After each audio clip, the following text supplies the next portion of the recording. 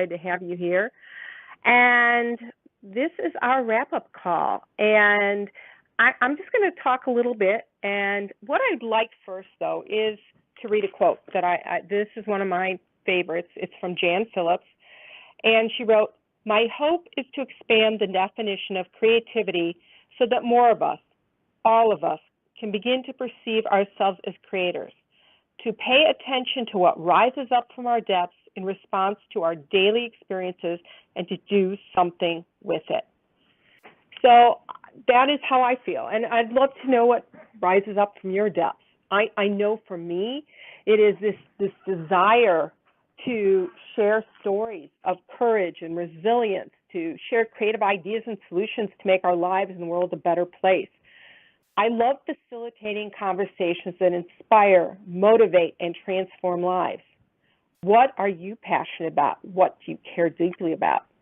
Now, my coach, Felicia Searcy, told me this story recently. There's a 6-inch balance beam on the ground. Would you walk across it for $100? What do you think, Katie? Would you? Most definitely. Okay. Now you raise the beam several feet off the ground. Would you walk across it for $1,000? Maybe, maybe not. Depends how afraid you are of heights, right? Now the beam is across the Grand Canyon. Would you walk across that for $1 million? Now, I know my response is, no way. I'm terrified of heights. I can't imagine doing that. But then she suggested, think about your child, your grandchild, somebody you love is on the other side and they're crying. Would you go for that? And I know for myself, there'd be no hesitation. So my question tonight is, what are you willing to put your life on the line for? And we have 3 incredible speakers this week, or today I should say, not this week. We've got 24 incredible speakers for the week, but we have 3 people. And our first guest this morning was Sherry Keyes. She is the mother of 4 best-selling author, inspirational speaker, CEO of the Global Artist Academy and a Network Building Academy. She has a degree in social work, a master's in organizational management. She wears many hats as consultant, mentor, and coach. She talked about the importance of listening to your gut and your intuition. The concept that we have 3 brains, one in our stomach, our heart, and head. And I hadn't thought about that. So I want you to think about that. And when and during your day. Now, I'm not going to give you every piece of our conversation. And Katie, were you able to listen to her today? I was not as fully as I'd like when it quiets down. Nancy Adair. Oh, hi, Nancy. Welcome. I'm so happy you've joined our call tonight. So we were just talking about, I didn't know if you had an opportunity to listen to Sherry Keyes today. I did. Okay. So we were just talking about this concept of we have 3 brains, one in our stomach, our heart, and our head. And I was saying I had really not thought about that. And I thought that was an interesting concept. Not only do I think it's interesting, but Sherry was referring to physiology and that we have a brain in our gut and that's where our thoughts go first. So I'd like to learn more about that as well. Okay. Well, I know that, Sherry'd be happy to work with you on that one. I can't answer that. I don't have that knowledge, but I think there are people like Joe Dispenza out there who are really doing a lot of that kind of research. So there are people, but I know that's the kind of work you're interested in, Nancy. So I think that's wonderful. One of the other things that came out for me when I was listening to Sherry, and we're all different in different places in our lives, so I know what resonates with me may not resonate with you, that she was talking about helping women think differently, about getting off she called it empire model of business and creating a lifestyle business, which that I really loved. So many people are into, I have to do it this way, I have to. And she made a choice, and she talked about it being a conscious choice of stepping back because she wanted, and part of it was the timing because the internet came into existence and she could do her business from home in a different way. And so she could be there with her girls. And I thought that was great. And we need more women talking about that because for me, I know I get on that merry-go-round, and I don't necessarily set up the systems that she was talking about and putting those in place so that it makes my life easier. Do you have systems that you work with, time management or financial, that you've been working with, either of you? Try to. Try to, okay.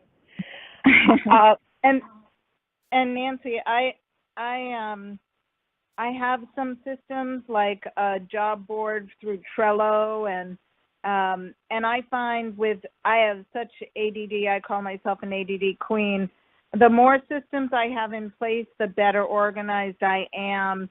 I also loved that Sherry was saying part of the choice and part of the difference in what I call a lifestyle business.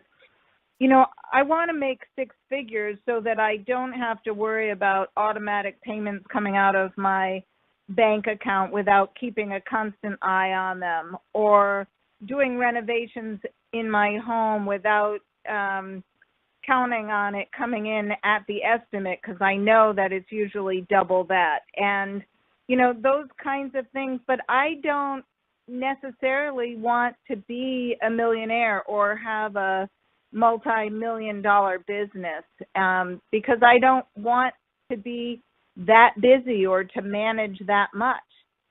And I think that's important for women and men, but to decide what is it that you really want.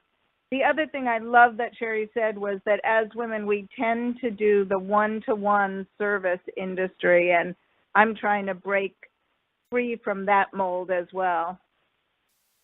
I love that. I'm so glad you brought that up, because that was another key piece, right?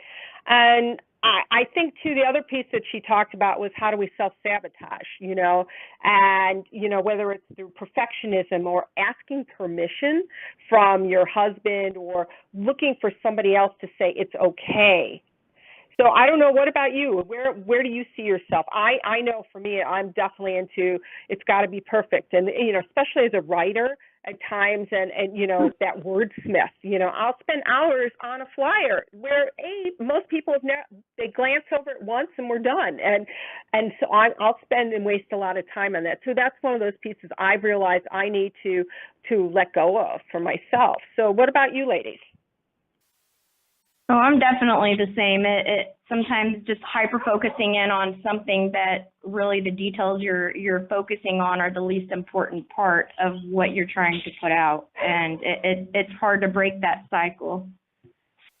So I like the idea, as she said, about having an accountability partner, a mastermind group, somebody who can honestly talk to you and say, hey, you know, this isn't working, or think about it this way. And I know I've invested heavily in myself in mastermind groups over the last several years, and continue to put myself in a container of support, because that's the only, I mean, I was on a call with my coach right before I got on here tonight.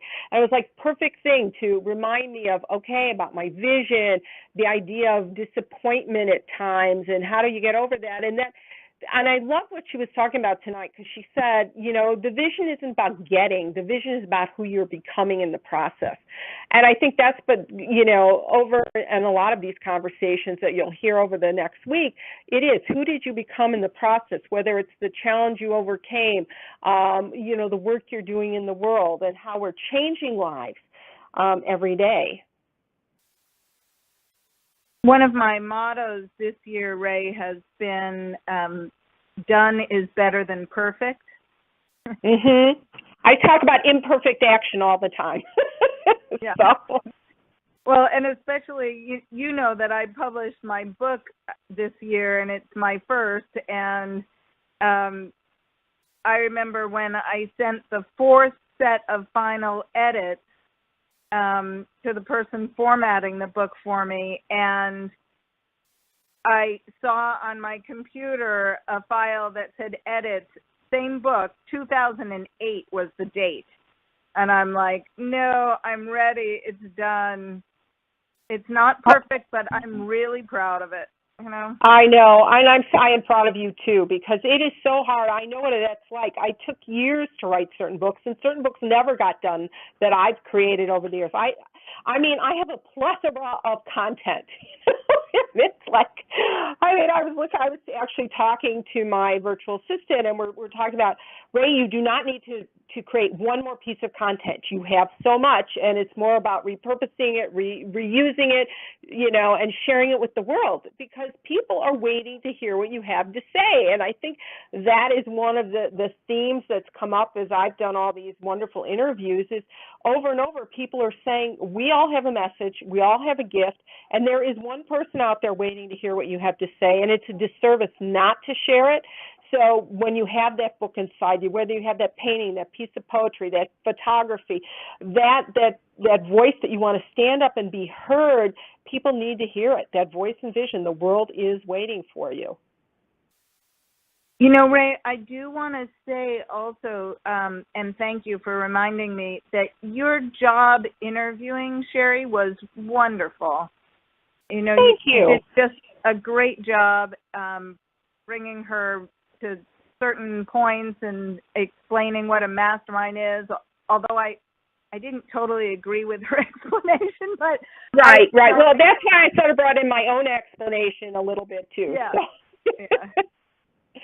There are varying degrees of a mastermind, and that we can all, we've all had them or been part of them. And I know the very first mastermind for myself, there was a woman, her name is Mary Robinson Reynolds, and she's in my book, The Creative Activists Make the World Better, One Person, One Action at a Time. I interviewed her, and she had put up on a website looking to put together, through the internet, mastermind groups. And we had to fill out some questionnaires and match up and partner. And only one other woman and I connected, and we have been together probably every Sunday. We've talked for 7 years. I mean, it's pretty incredible. And this was all through the internet. And we met like 3 years into the relationship, because she happens to live in California, and I was like meeting in San Diego at a meeting, and I said, let's meet in person. And just even having one person who helps you, for me, there were parts of this, like knowing my history, knowing who I am, knowing where I've come from, so she can remind me of some of my wins when I'm like in that place of, nothing's going right, but also focusing on what else could we do, what could be better, and gently bringing me to that space and holding me accountable, and also just holding that vision with me. I think sometimes we just need somebody else to see the vision as clearly as we do. Is that your experience? It is my experience of having accountability partners. It's my experience with masterminds goes back to the originator, Napoleon Hill. Oh, right. Yep. And I think it's something in the coaching industry that's well known. But as I talk to people, because I coach entrepreneurs in different industries than ours, and a lot of them are unfamiliar with the concept. It's just about the idea that more minds are more helpful. And Napoleon Hill was really big on, ask people who have the information you don't have to be part of your team. Right. And show up and work for them as well. It's very reciprocal. Right. I mean, I think that's what Sherry was trying to talk about in the, during the conversation about the Rolodex, that there were people there who had other information that she didn't, that helped propel her business forward. But I know for myself, I also have and we did discuss this at one point, I think, about the virtual mastermind, and that, we create this idea in our mind. I have my table of 12. So who do I want at my table? Who do I want to wrap myself in their skin so that I can ask them questions? And those are people like Marianne Williamson and Mary Morrissey and, Eve Ensler and all these people. And that was part of, I think, what was so powerful about being able to interview Marianne Williamson was because I'd been wrapping myself in her skin. I'd, looked her up, her bio. I had all these quotes from her, and the same thing. What was the messaging each one of these women had said? And just try and wrap myself in there. And then there were also the people who were dead, like Viktor Frankl, Anne Frank, Steve Jobs, Disney, all these people. So it's a combination of both, and that's another kind of mastermind that I believe that's very powerful, because our imagination, we can tap into to another world of infinite intelligence when we do ask those kind of questions. What would I love? What can I do with what I have, today? Those kind of questions. Well, and Ray, that's what my whole book is, Achieve the Summit of Your Dreams, is all about, is building that virtual mastermind. I call them my goal models, my goal model teams. But I just had the good fortune of being given on a loan all these tapes of Napoleon Hill's original radio broadcast.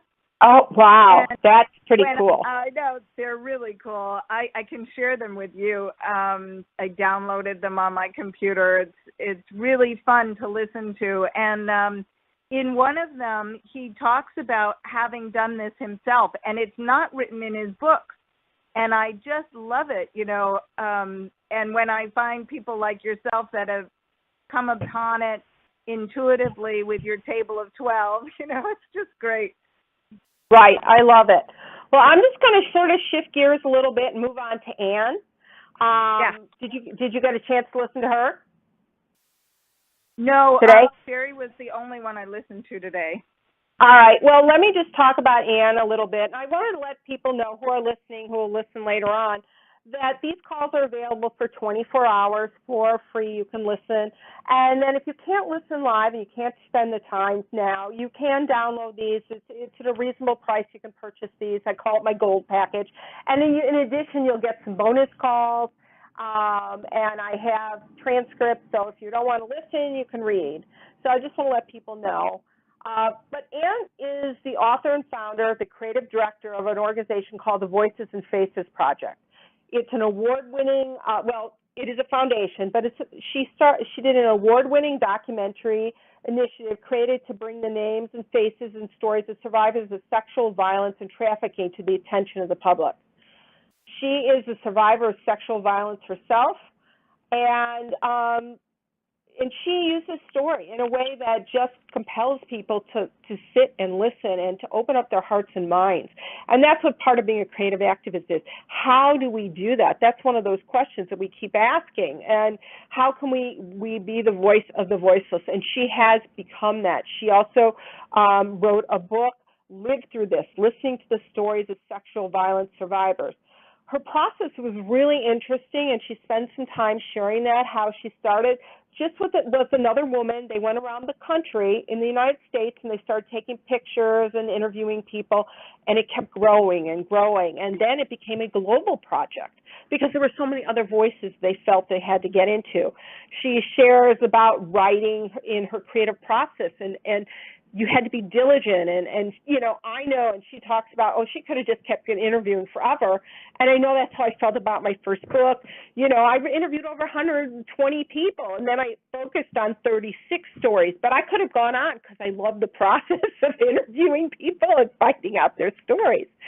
So she talks about that. She talks about the collaborative process, and how do you bring your ideas, and as a creative person, she has many ideas, and how does she pick one, and bring it forward within an organization? How do you create a 501 nonprofit, and she talks about things that I thought were really interesting, that, not everybody can be a leader. You need people who are willing to go and copy things for you, those things.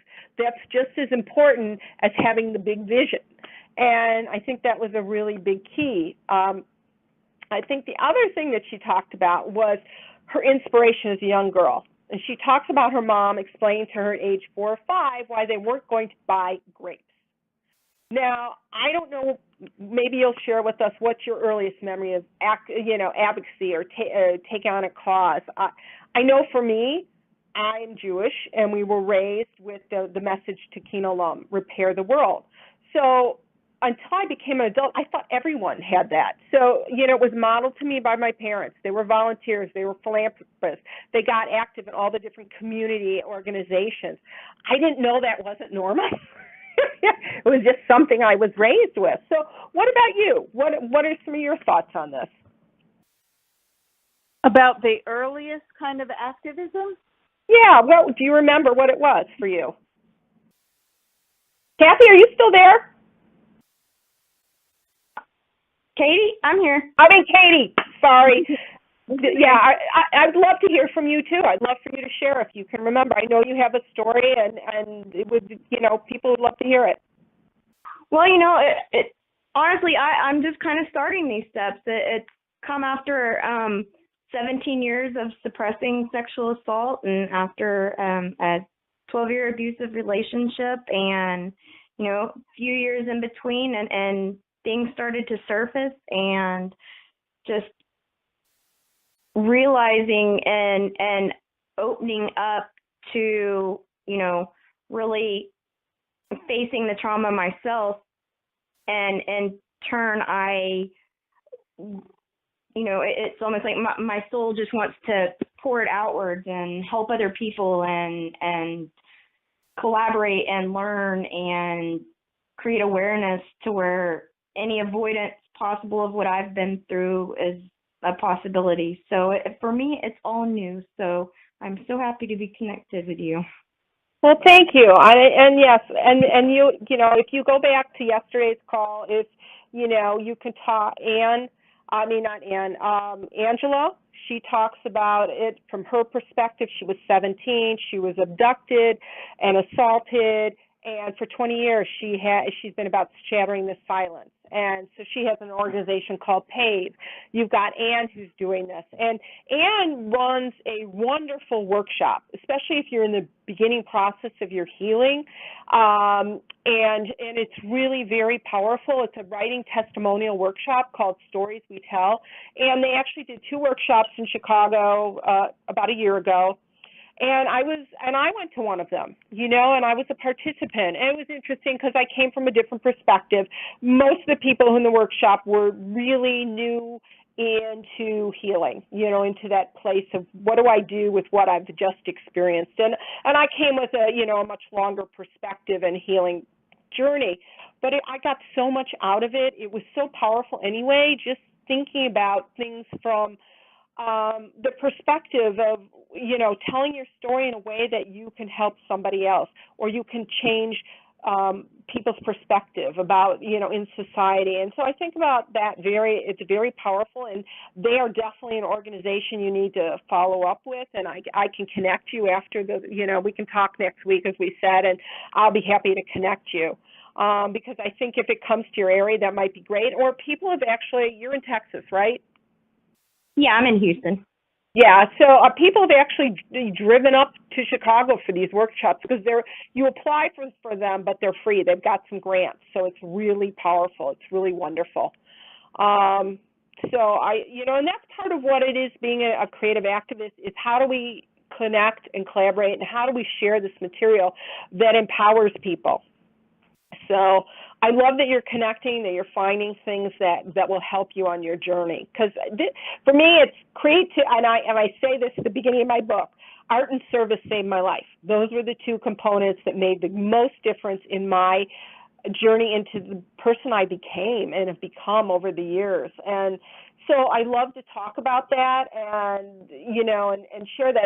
And what's interesting in my book, I actually, every person that's in there, and there are several other people who've experienced what you've experienced, I ask personal development questions. So each story has 3 personal development questions and a take action step. So that I try and model the things that help me the most. And I'm not saying mine is the only thing, but I do believe finding a way to share your story in whatever form that is, whatever genre, whether it's through literature or music or art or, it's really important. So, and those are some of the things Anne talks about, how as a child, literature and music broadened her understanding of the world and challenged her to look at it differently. So I'm going to ask either one of you, have you ever, read a book, seen a movie, heard a piece of music that touched your heart and mind, made you want to, think differently or go out and do something? Ray, it's almost coming back to the question before this one about early activism, and I was thinking about my mom as an artist. and she was also a chemist and physicist, so a very bright intellectual woman. But one of the things that, when you said, was there ever a piece of writing, I remember my mom used to have books signed by the artist or by the poet, and one of them, she had the woman sign the book. I don't even remember the author's name now, but I do remember the name of the book. It was a book of poetry, and it was There Is No Rhyme for Silver. And it was, the first poem in the book was There Is No Rhyme for Silver unless you climb a hill very, very slowly. And I just love, from a very early age, I was always looking at how art can change the world. And, you know, my favorite book from childhood was Harold and the Purple Crayon, and how he literally drew his future. And I've always believed in that, and a lot of the work that I do is visualizing and manifestation, and it's just so lovely to remember that that was instilled in me from a very young age, in a not radical way of activism, but just my mom showing me that, you know, the impossible can be made possible. Oh, I love that. That's perfect. Yeah. I mean, there are things like that. I remember my childhood, you know, and then I had Miss Ray's art school, you know. So I don't know why, but that's what came up for me. And it's like, but I had always been inspired by looking at books of art. We always had art books in my house, you know, and we had, my dad played the piano, but he was a secretive piano player. He only did it like 10 o'clock at night. But those things inspired me and always, you know, made me think about other things. And I always wanted to be Ray, Rembrandt, and Rubens. From the time I can remember. And I think when I saw Gauguin's work in Tahiti, there was something so powerful, earthy women, bold, beautiful, colorful, and to this day, this is on my list of to-dos, is to go there. You know, I want to go and spend a month there and bring my paints and draw and paint and take photographs and just immerse myself in that space. There was something so beautiful about that.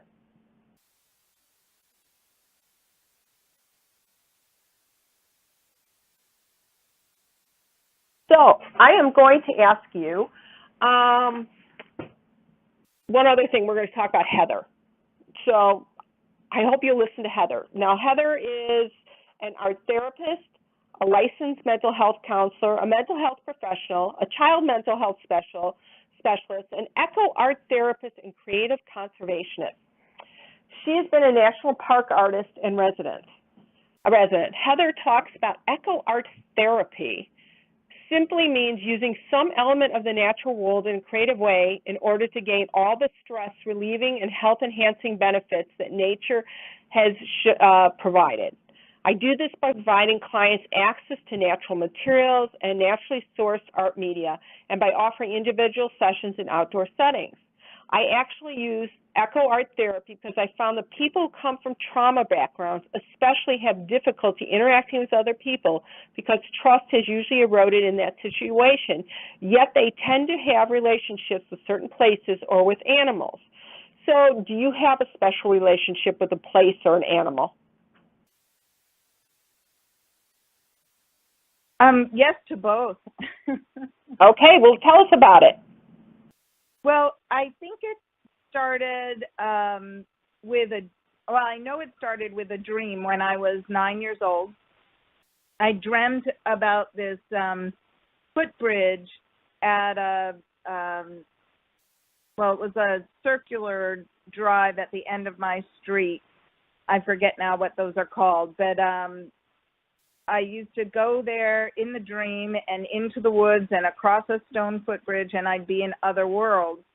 And in one of the dreams, when I was 9, I was in a polar bear zoo.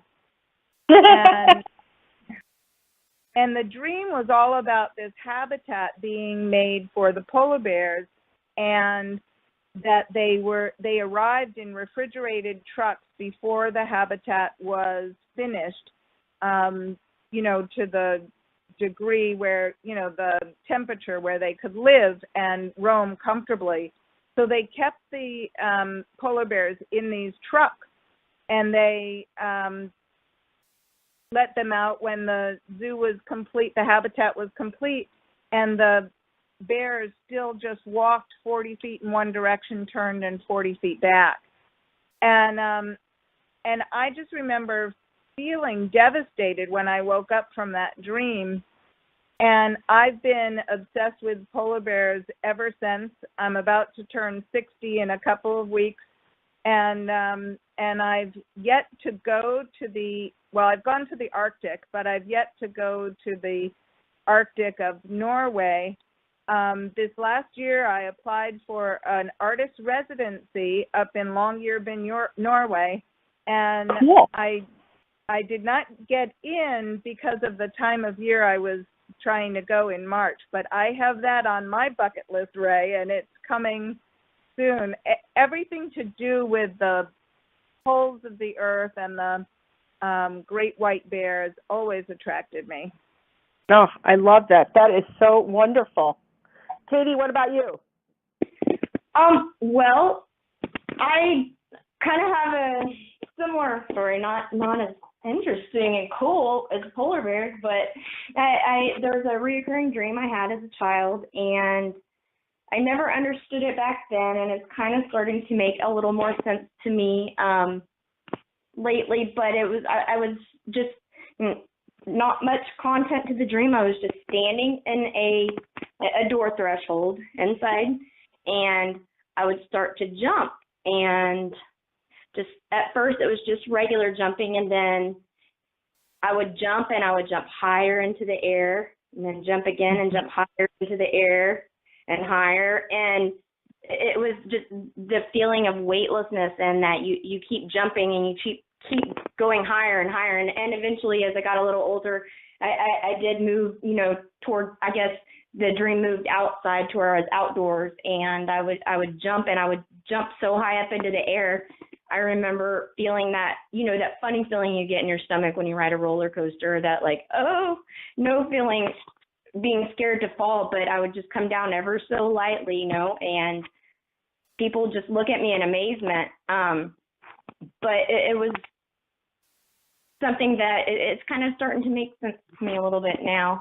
And the outdoors is definitely something that gives me therapy, just sitting in the outdoors, specifically on water.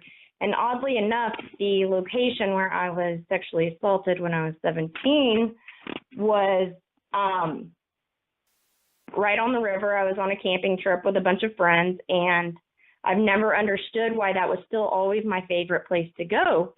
And it, to me, lately is becoming more and more clear the more my relationship with nature has grown, and the more I've, opened myself up to the, how nature speaks to me and what it's saying to me. It's almost like, that, you have to go back to that place of hurt and deal with that before you can travel outwards. And so everything in me right now is I've got so many ideas and things going on that I feel like I'm ready to explode, and I just want to put things out there, but I feel like I have some organizing in my own mind to do right now. That's okay. Take your time. I am a firm believer in creating a vision of who you'd like to be, and if that, and what does healing look like for you. I know those are things I've worked with people over the years. I've done a lot of work with people who've been, abused, assaulted, and we can have a conversation at another time about that, because I do believe in using art. I do believe in using, because it's a very somatic experience to release through this physical realm. And so we can have a conversation. This isn't the day to have that conversation, but I'd be happy to at another time.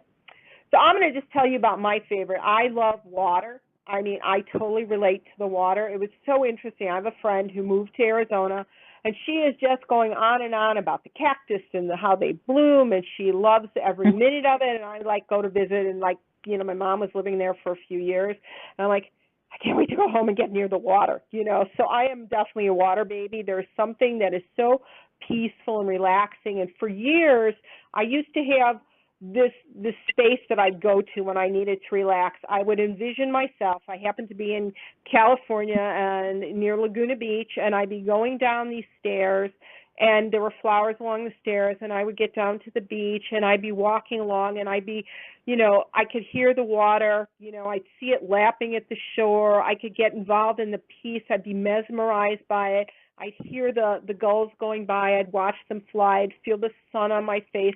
There was something so healing and loving and wonderful about that water experience, and that's what I still hold on to.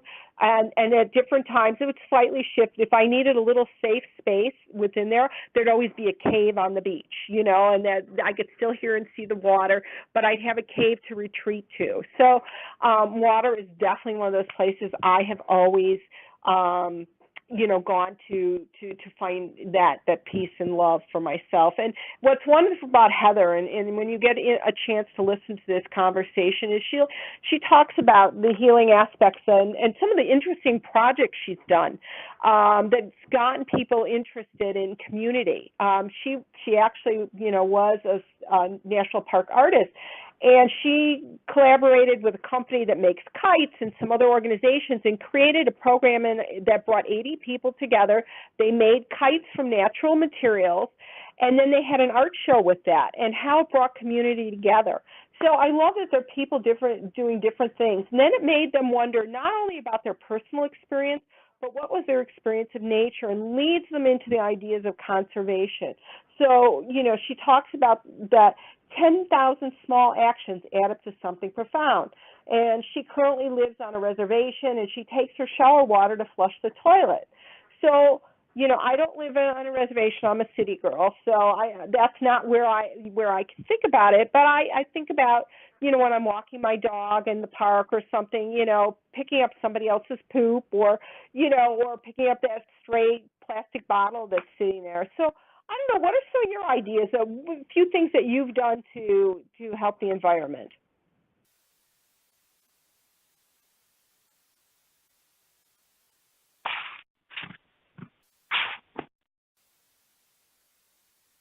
Nancy, Katie, either one? Yeah.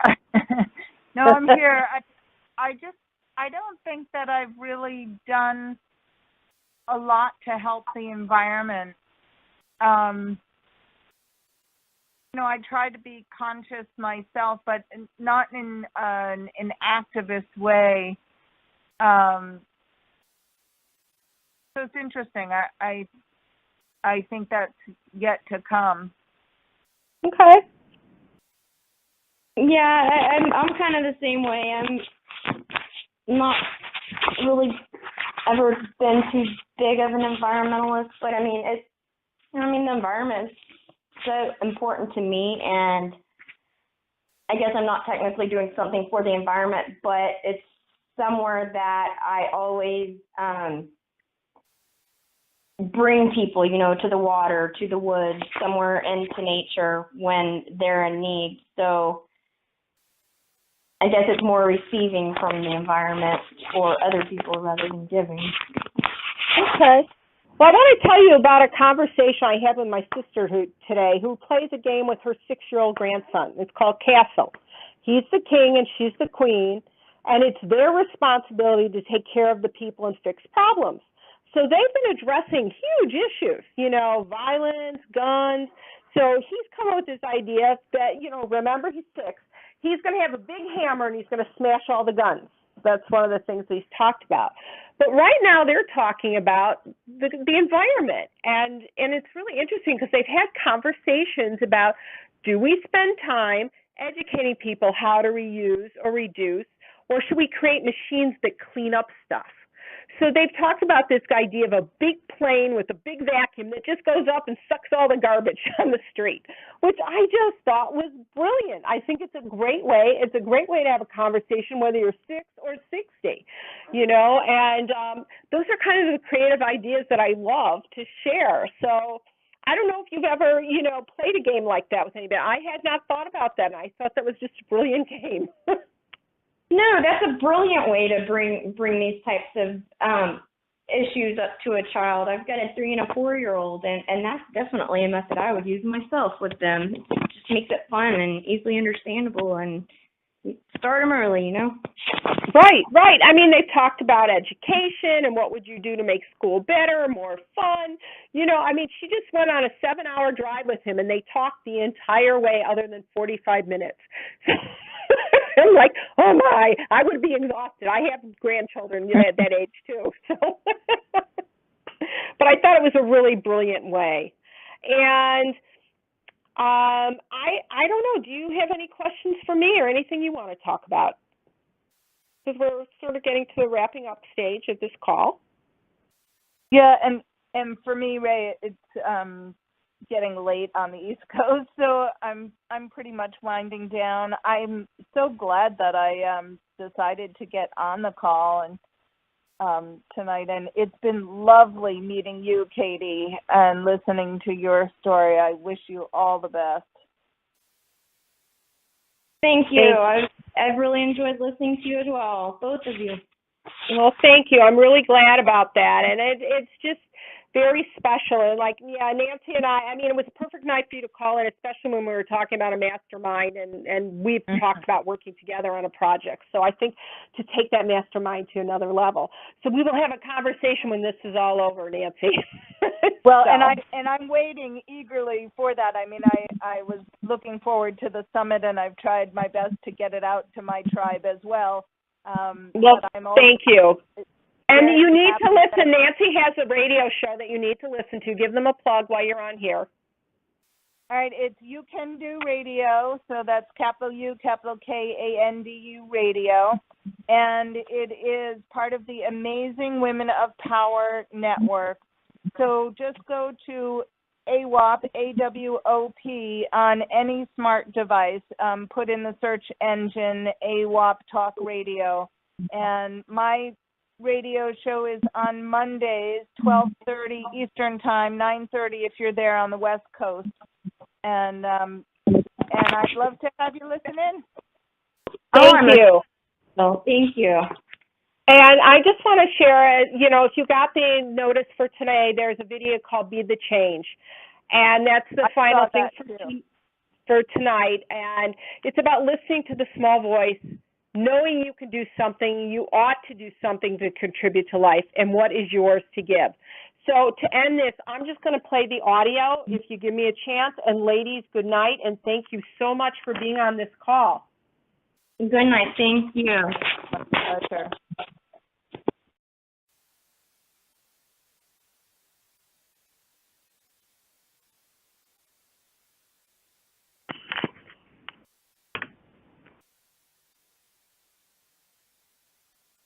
Hold on one second while I set this up.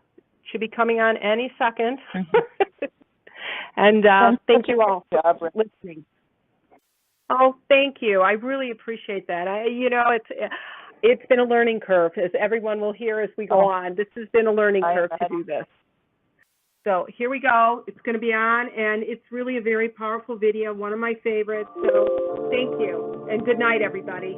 Some of the things that's going to happen when you look out and see what can I contribute to, what can I give, I guarantee you, ladies and gentlemen, you're going to have a voice that's saying, it's just no use. It's out of control now.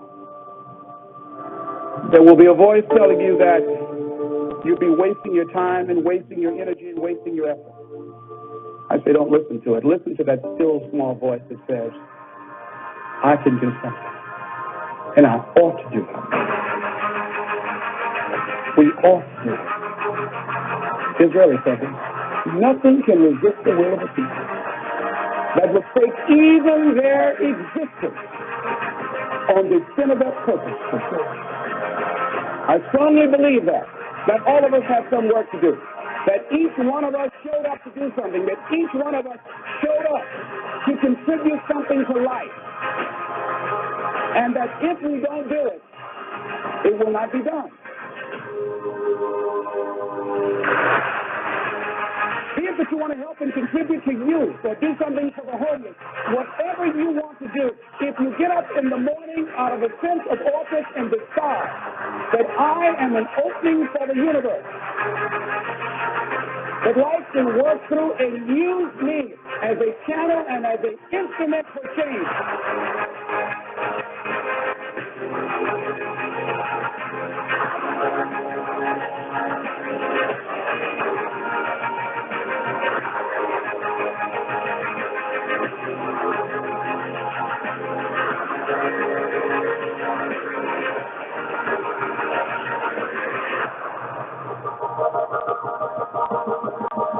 How will you serve the world?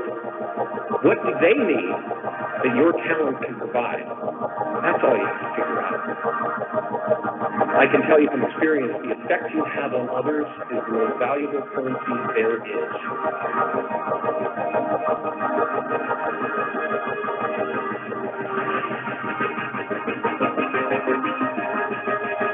You are ready and able to do beautiful things in this world.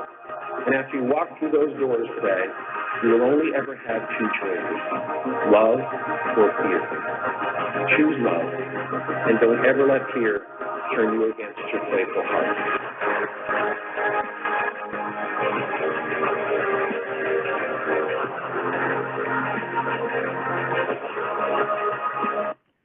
Good night, creative activists, and I look forward to having our conversation tomorrow. Have a great day. Bye-bye.